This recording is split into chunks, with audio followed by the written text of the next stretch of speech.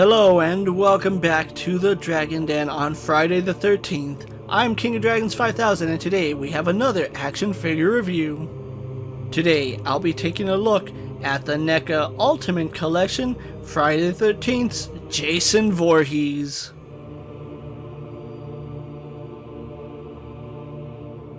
Getting Jason out of the packaging, he is a very menacing figure standing quite tall.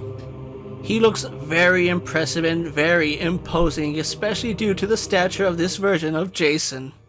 And for those of you who don't know, this is from the Friday the 13th remake where he was a much bigger character.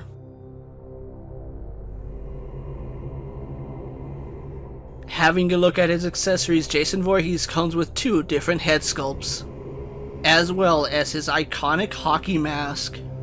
Jason does come with two grip right hands, his signature machete, an axe, a fire poker, a screwdriver, and an ice pick hammer. Having a look at his details, NECA has done a fantastic job with this version of Jason. A very dirty, grungy looking Jason, and he is quite imposing.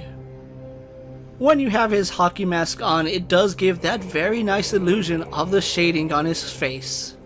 The hockey mask is nice and dirty, and it has a lot of impressive details in terms of paint applications. And the black straps going around the mask do have this really nice detail from the silver studs all the way to the back of the elastic strap. Removing the mask, you can see a very horrific Jason Voorhees face.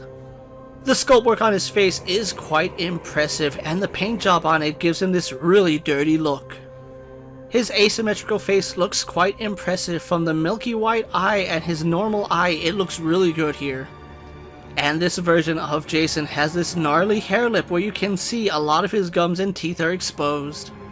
He also has this really stringy hair which is done fantastically, and it's done in this really nice blonde color. As far as his outfit goes, Jason is wearing this dark blue overcoat.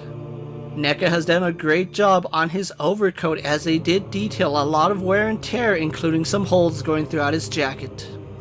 It also has this really nice sculpted zipper, and the zipper is also painted, and we also do get some dirt paint going throughout the jacket. And he is wearing what's supposed to be a white shirt underneath his coat, but it is so worn that it's practically brown and has so much staining on it. The folds and wrinkles look impressive, and I love the paint job as it has this really dirty feel to it. And the sleeves of his jacket do a good job continuing all that impressive detail, from the quilted patterns on the shoulders to the tears at the cuffs. And once again, NECA has done a great job adding some wear and tear with this brown paint. His left hand is in a clawing position, where he has his right hand in a grip position. As far as his pants goes, Jason is wearing these really worn denim pants. Just like with everything else, they have this really dirty feel to them, and the paint job just does a great job showing that off. He does have this strap hanging down the left side of his leg where he can hold his machete in its pouch. And that holster does have some great detail, adding more to the wear and tear on Jason's attire. Going down his pants, you can see that there are some holes on his knees, and I really like the seam work that is done on his pants. As we get to the cuff of his pants, you can see it is quite torn and very dirty here. The tears in the pants look quite impressive, and then taking a look at his shoes, it's kind of strange seeing some clean shoes on Jason. They do have a little bit of brown paint, but overall it feels a little bit too clean for this version of Jason. Overall, NECA has done a great job capturing the feel of the remake Jason Voorhees from the Friday the 13th movie. The sculpt is quite impressive, and adding to this impressive sculpt work is this very good paint job. It gives this very dirty feel to Jason, which is quite accurate to the remake. With his impressive sculpt work and impressive details out of the way, let's get him posed to our usual suspects.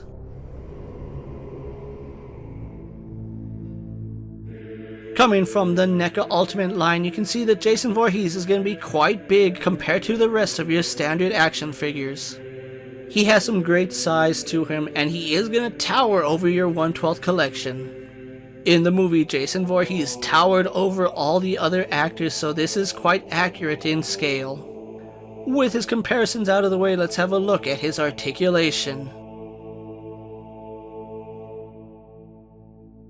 Starting at the head, Jason does have a ball joint at the neck. Arms go out to the side and do a full 360. He has a hinge and a swivel at the elbow. Jason will have ball hinge style wrists. Jason Voorhees also has a ball joint at his lower torso. His legs do kick forward, go back, out to the side, and have a thigh swivel. He has a hinge and swivel at his knee. He has a swivel at his shoe, a hinge in the ankle, and forward-facing pin for rocker ankle. Overall, Jason isn't going to be the most articulated figure in the collection, but all the articulation does work for the character. A little more movement in the torso wouldn't have hurt, but overall the articulation scheme on Jason works for the remake of Friday the 13th. With everything said and done about the ultimate Friday the 13th Jason, let's get him posed for my final thoughts.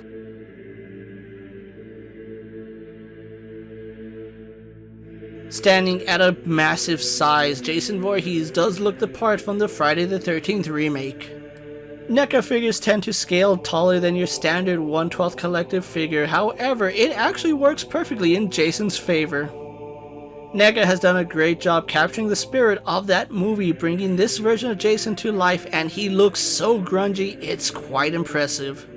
I'm blown away by the paint job on this Jason Voorhees. Even though I've had him in my collection for quite some time, I love going back to look at him because the paint job is just that good. It's also good that we do get two versions of his head, as we do get the version where he has the wrap around it.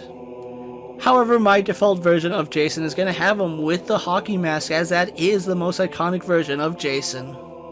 And despite the fact he comes with other instruments of terror, I'm going to keep him with the machete, as that is Jason's signature weapon.